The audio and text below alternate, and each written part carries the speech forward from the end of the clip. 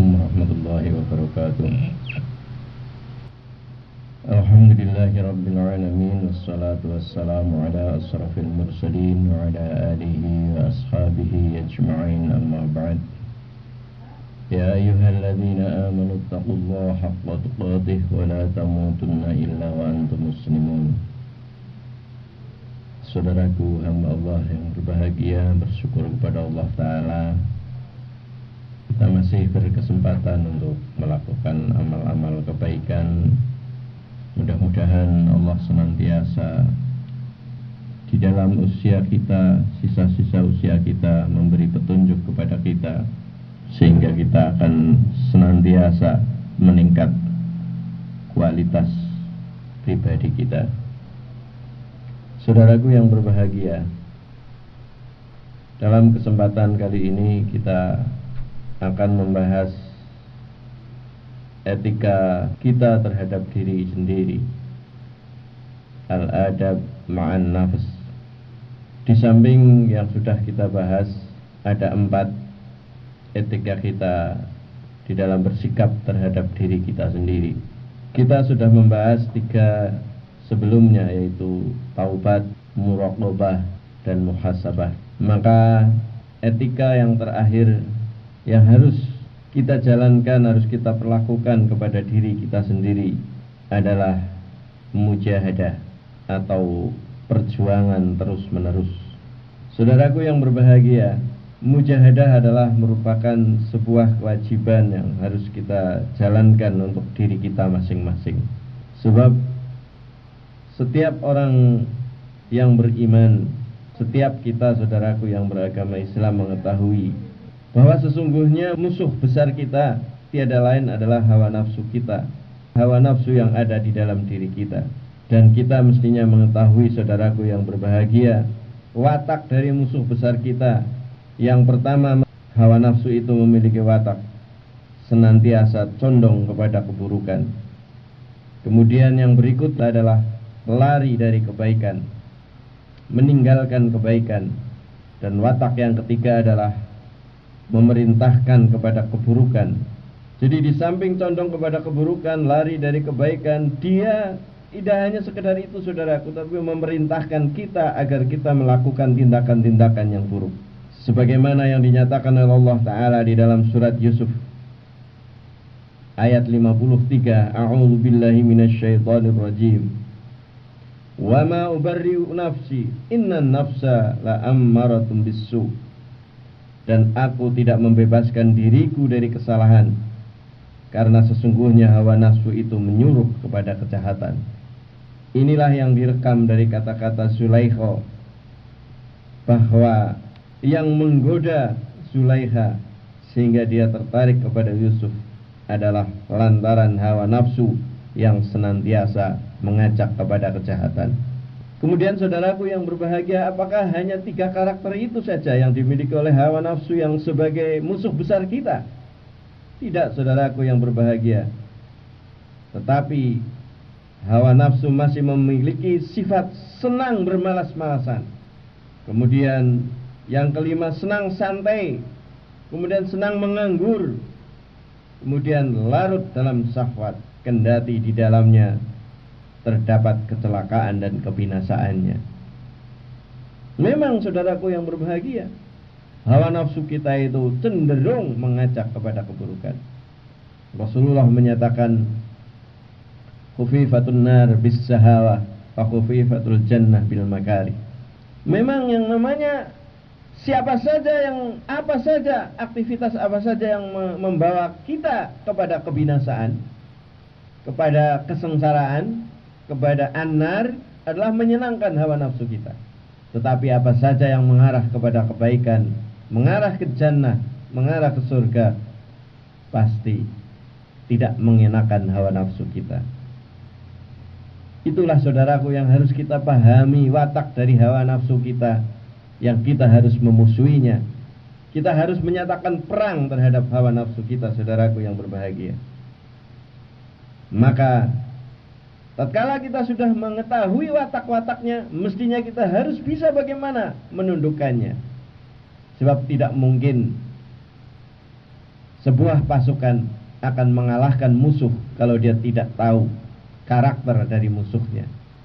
Maka saudaraku, kita sebagai orang-orang yang beriman mengetahui itu semua. Setelah kita mengetahui watak dari hawa nafsu kita, maka yang pertama yang perlu kita laksanakan adalah kita mobilisasi diri untuk berjuang melawan hawa nafsu itu. Yang namanya mobilisasi adalah menyusun kekuatan yang besar di dalam melawan hawa nafsu itu. Kemudian kita menyatakan perang dengan hawa nafsu, mengumumkan perang. Kita mulai tabuh genderang perang terhadap hawa nafsu. Kemudian kita mengangkat senjata untuk melawannya, dan kita bertekad untuk mengatasi seluruh perjuangannya melawan hawa nafsu itu. Dan kita mesti harus menentang habis-habisan terhadap syahwat kita. Dan mestinya saudaraku yang berbahagia, kita harus menang. Saudaraku hamba Allah yang berbahagia, maka dari itu jika hawa nafsu kita menyukai kehidupan yang santai, maka kita lawan dengan kita melakukan aktivitas sehingga kita capek, biar kapok dia. Jadi tatkala kita mau santai-santai, menunda sesuatu untuk sudah kita kerjakan besok sajalah, ini adalah watak hawa nafsu kita, saudaraku yang berbahagia. Nantilah, besoklah, kapan-kapanlah. Kalau kita turuti, kita tidak perangi, ya kita otomatis kalah. Tidak hanya santai saja, nanti kemudian kita malas, meningkat ke tingkat yang lebih lagi, kita nanti akan menjadi orang yang lalai. Maka kita lawan. Misalnya, jika hawa nafsu kita menginginkan syahwat, kita mesti harus melarangnya. Jika diri kita tidak serius dalam ketaatan, hawa nafsu mengajak kita untuk tidak serius dalam taat kepada Allah Ta'ala dan dalam rangka kebaikan kepada Allah Ta'ala, maka kita harus menghukum dengan cara kita melakukan segala hal yang bisa melawan kemalasan itu.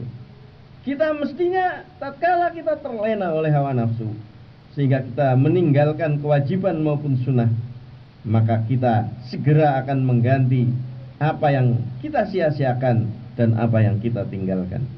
Kita sebagai orang yang beriman, saudaraku, mestinya bisa membawa diri kita ke dalam pembinaan seperti itu hingga kita menjadi tentram, menjadi bersih, dan menjadi baik. Itulah saudaraku hamba Allah yang berbahagia, tujuan dari mujahadah atau perjuangan terhadap hawa nafsu. Tatkala kita sudah punya tekad tadi untuk melawan habis-habisan, untuk menyatakan perang dengan hawa nafsu kita, maka jangan khawatir saudaraku yang berbahagia, bahwa tidak ada teman kita, bahwa tidak ada orang yang menyokong kita.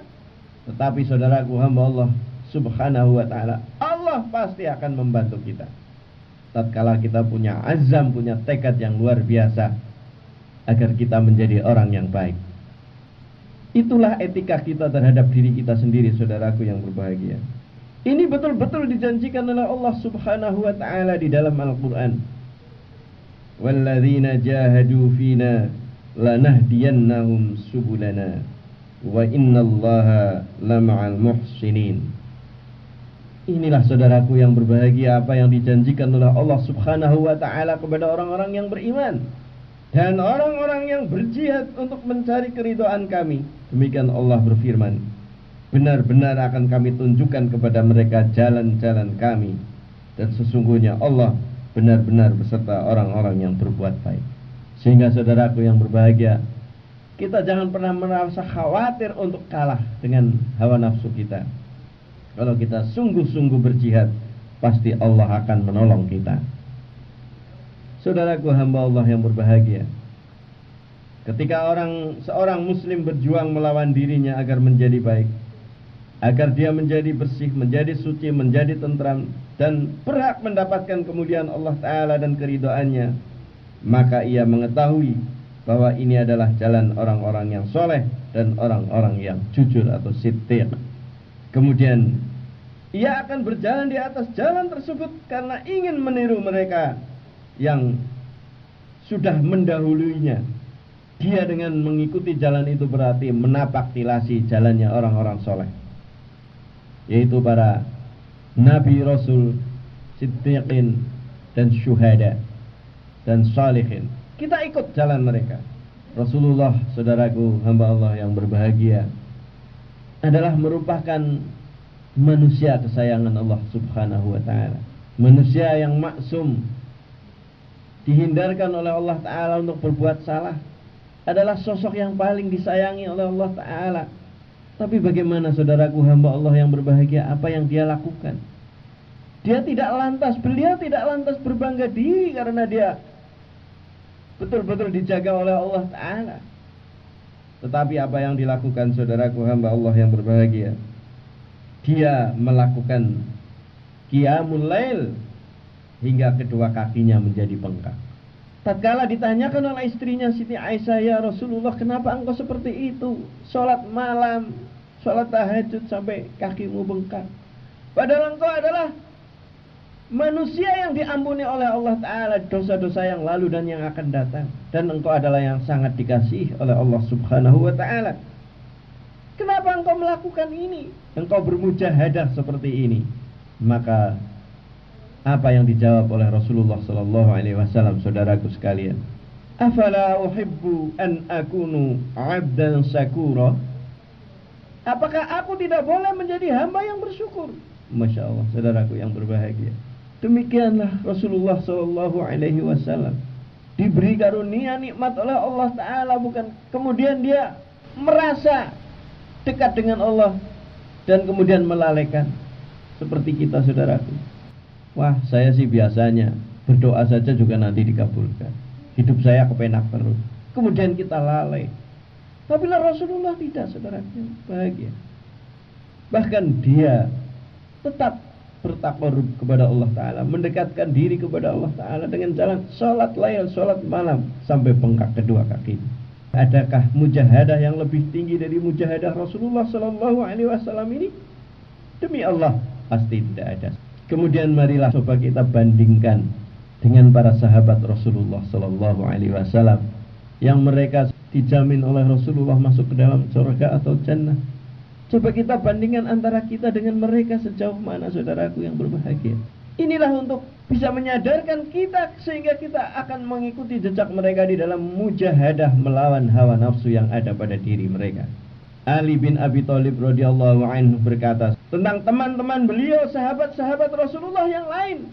Dia menyaksikan, "Demi Allah, aku melihat Rasulullah sallallahu alaihi wasallam dan aku tidak melihat sesuatu yang mencurigakan mereka," yaitu para sahabat teman-temannya. Pada pagi hari, para sahabat rambut mereka kusut, mereka berdebu, dan mereka pucat karena tidak tidur semalam suntuk untuk sujud dan berdiri salat, membaca kitabullah dan istirahat di antara kaki mereka dengan kening mereka. Masya Allah, saudaraku yang berbahagia. Jika mereka zikir kepada Allah, mereka bergoyang-goyang sebagaimana pohon yang bergoyang ketika ditiup oleh angin. Mata mereka bercucuran dengan air mata hingga pakaian mereka menjadi basah. Saudaraku, ini adalah kesaksian Abi Thalib, orang yang jujur. Memang dulu para sahabat seperti itu, saudaraku. Bagaimana kita bandingkan dengan diri kita masing-masing? Sehingga apa layak kita menuntut kedudukan seperti mereka? Apakah layak kita sebagai penghuni surga, saudaraku hamba Allah yang berbahagia? Kemudian diriwayatkan pula oleh Abu Darda radhiyallahu anhu. Beliau berkata, saudaraku yang berbahagia, "Tanpa 3 hal aku tidak tertarik untuk hidup lagi." Jadi yang menarik hati Abu Darda sehingga dia masih mau menjalani kehidupan ada 3. Yang pertama adalah haus untuk Allah di siang hari yang panas. Jadi seolah-olah pendekatannya kepada Allah, ibadahnya kepada Allah Ta'ala adalah seperti air yang sejuk, rasanya menenteramkan hati. Kemudian yang kedua, sujud untuk Allah di pertengahan malam. Dan yang ketiga, duduk dengan orang-orang yang memilih mereka untuk berucap, berbicara dengan ucapan-ucapan yang baik dan bagus. Umar bin Khattab, saudaraku yang berbahagia, sahabat yang lain dari Rasulullah Sallallahu Alaihi Wasallam, sering memarahi dirinya sendiri karena ia ketinggalan sholat berjamaah. Kemudian sebagai penggantinya atas penyesalannya karena dia sudah lalai tidak bermujahadah, maka dia menyedekahkan tanah yang cukup luas dengan harga kira-kira 200 dirham, saudaraku yang berbahagia. Sebuah gambaran hanya sekedar tidak ikut sholat jamaah asar, maka tanah yang sedemikian luasnya disedekahkan untuk kaum muslimin. Masya Allah. Kalau kita buru-buru sholat jamaah, saudaraku yang berbahagia, masjid kita Masya Allah sebenarnya tidak efektif, saudaraku yang berbahagia, karena isinya banyak itu cuma hari Jumat saja. Jamaah cuma 3 waktu, paling banyak mungkin Isya, itu aja hanya berapa baris. Maghrib maaf, kemudian Isya mengurang, apalagi subuh setengah baris saja tidak ada. Inilah saudaraku hamba Allah yang kita tidak punya mujahadah. Lain sekali dengan Umar bin Khattab tadi. Sekali saja dia terlambat salat jamaah, maka sebagai hukumannya terhadap dirinya sendiri, maka dia infakkan, dia sodakohkan tanahnya yang cukup luas. Kemudian saudaraku hamba Allah yang berbahagia, Abdullah bin Umar, anaknya Umar, saudaraku yang berbahagia. Jadi bapaknya ini juga bisa mendidik anaknya sehingga menjadi anak yang soleh. Tatkala dia ketinggalan sholat jamaah karena dia kalau malam hari tidak tidur, bukan begadang nonton TV, sepak bola atau tinju, tapi betul-betul qiyamul lail, sehingga dia semalaman tidak tidur kemudian dia kesiangan, maka suatu hari dia tatkala sudah agak ketinggalan di dalam sholat maghribnya, kemudian ia memerdekakan 2 budaknya. Masya Allah, saudaraku. Ali bin Abi Thalib juga berkata, saudaraku yang berbahagia, semoga Allah merahmati orang-orang yang dikira manusia itu sebagai orang yang sakit karena penampilannya yang kuyu, padahal mereka sebenarnya tidak sakit, saudaraku. Itu tidak lain adalah karena pengaruh mujahadah mereka terhadap dirinya.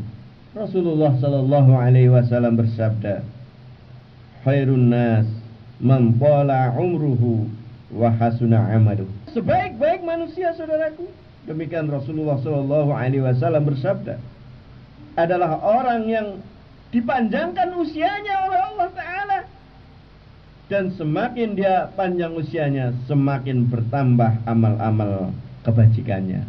Masya Allah, saudaraku yang berbahagia. Jadi yang namanya tua ini seperti tuanya kelapa, santannya makin kental. Inilah, dan sejahat-jahat manusia, saudaraku yang berbahagia, adalah tatkala usianya sudah semakin tua, tetapi justru dia semakin jauh dari Allah Subhanahu wa ta'ala. Na'udzubillah min dzalik. Kemudian saudaraku hamba Allah yang berbahagia, salafus soleh yang lain, dia pernah berkata, malam ini adalah malam ruku. Kemudian dia hidupkan seluruh malam tersebut untuk ruku. Di dalam sholat rukunya lama sekali, diulang-ulang terus menerus, rukunya lama suatu malam. Kemudian tatkala malam yang lain dia berkata, malam ini adalah malam sujud, maka dia lama sekali di dalam sujud.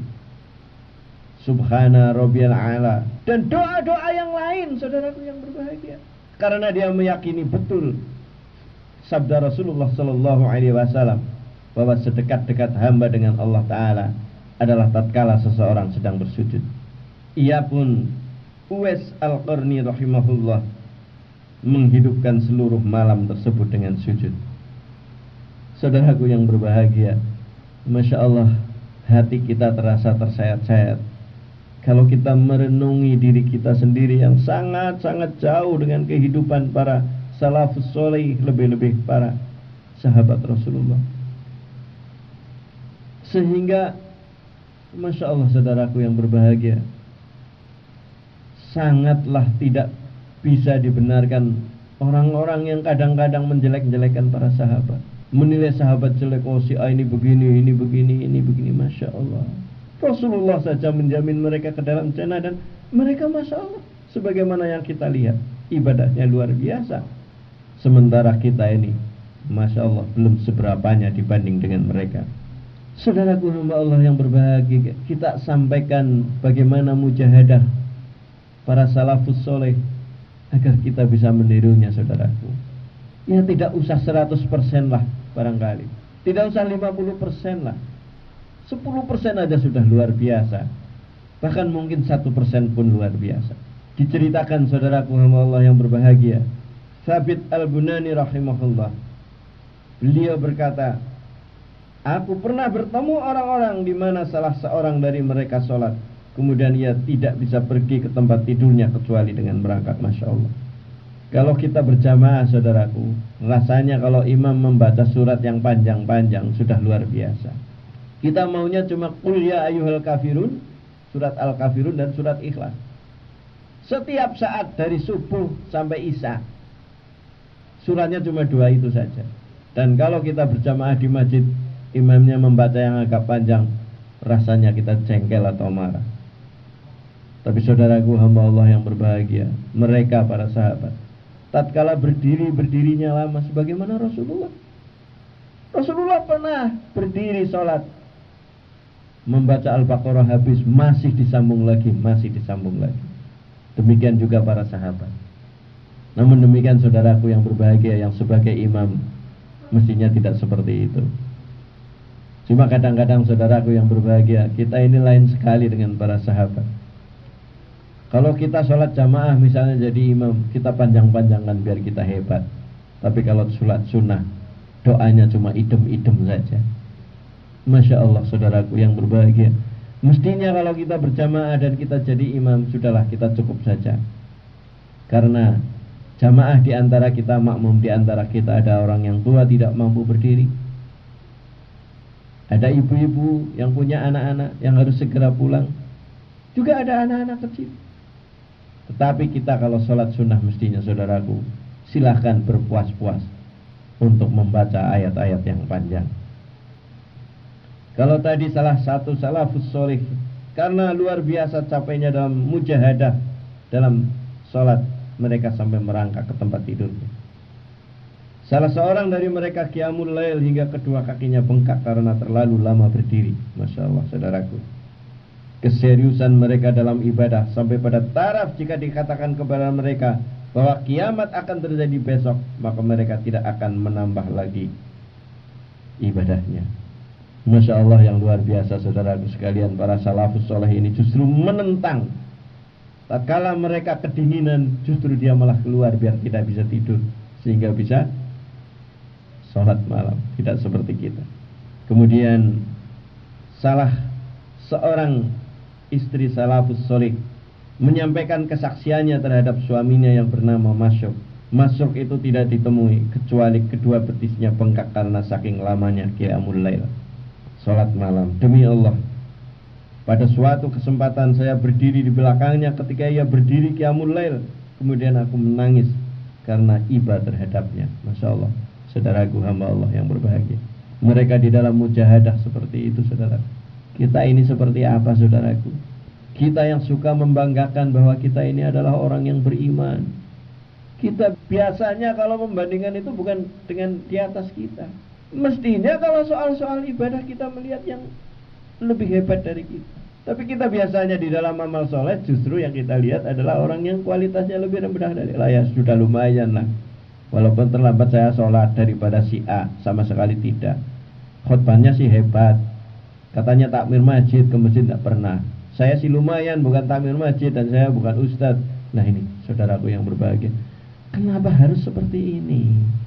Mestinya kita justru harus melihat orang-orang yang lebih soleh dari kita, lebih-lebih para salafus soleh dan para sahabat Rasulullah Sallallahu Alaihi Wasallam.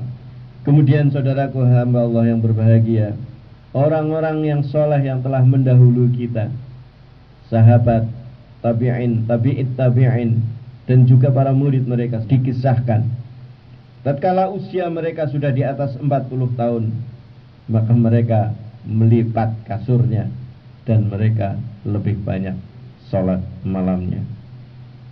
Dikisahkan oleh salah seorang istri dari para salafus soleh itu, yaitu yang bernama Ajrah yang telah buta. Dia berdoa, ini perempuan, ini saudaraku yang berbahagia. Kalau tadi contohnya laki-laki semua, kalau yang ini perempuan. Salah seorang perempuan yang bernama Ajrah yang telah buta kedua matanya, dia setiap malam, 2/3 malam yang terakhir, dia selalu berdoa kepada Allah Ta'ala sambil menangis, ya Allah, kepadamu orang-orang ahli ibadah mengarungi kegelapan malam untuk berlomba meraih rahmatmu. dan meraih karunia-Mu. Ya Allah, denganmu aku meminta kepadamu dan tidak kepada selainmu. Hendaknya Engkau menjadikanku orang yang terdepan di dalam rombongannya orang-orang as-sabiqun. Mudah-mudahan Engkau berkenan mengangkatku di sisimu. Engkau zat yang paling penyayang, zat yang paling agung dan yang paling mulia. Wahai zat yang paling mulia, kabulkanlah doaku. Demikian, setelah itu dia sujud kembali. Ia tidak henti-hentinya berdoa dan menangis hingga waktu subuh tiba. Saudaraku hamba Allah yang berbahagia, kita biasanya kalau sholat malam kalau ada maunya saja. Kita dihina sama orang, kita dizolimi sama orang, kita punya banyak masalah, kita baru mendekatkan diri kepada. Itu tidak salah saudaraku yang itu benar, itu sudah jalan yang benar. Tapi cobalah, marilah kita tingkatkan kembali. Di dalam keadaan normal, bahkan barangkali di dalam keadaan kita penuh nikmat Allah Ta'ala, kelimpah ruahan, istri suami sehat, anak-anak sehat, rezeki lancar, usaha bisnisnya luar biasa, justru kita mau sholat malam. Bukan tatkala suami sudah tidak setia lagi, bisnisnya bangkrut, dizolimi oleh orang, baru kita mendekatkan diri kepada Allah Subhanahu wa ta'ala. Itu sudah benar saudaraku, tapi mari coba kita tingkatkan mujahadah kita kepada yang lebih tinggi. Ini saudaraku hamba Allah yang berbahagia, sangat mudah untuk diucapkan, tetapi marilah kita bersama-sama berdoa dan berharap kepada Allah Ta'ala. Mudah-mudahan Allah Ta'ala senantiasa membimbing kita sehingga kita mampu bermujahadah. Demikianlah saudaraku hamba Allah yang berbahagia, etika kita terhadap diri kita ada 4. Yang pertama adalah kita mestinya harus taubat. Yang kedua kita harus muraqabah, merasa diawasi oleh Allah Ta'ala. Yang ketiga harus introspeksi diri atau muhasabah, evaluasi diri. Dan yang keempat adalah kita berjuang habis-habisan melawan hawa nafsu kita, yaitu mujahadah. Mudah-mudahan bermanfaat dan marilah kita bersama-sama berusaha untuk bisa beretika terhadap diri kita masing-masing dari keempat etika tersebut. Mudah-mudahan Allah Ta'ala senantiasa membantu kita, mendukung kita, dan kalau ada kekeliruan dan kesalahan dalam majelis ini, mudah-mudahan dimaafkan oleh Allah Subhanahu wa Ta'ala. Subhanakallahumma wa bihamdik, asyhadu an la ilaha illa anta, astaghfiruka wa atubu ilaik. Wal'afu minkum billahi taufiq wal hidayah. Assalamualaikum warahmatullahi wabarakatuh.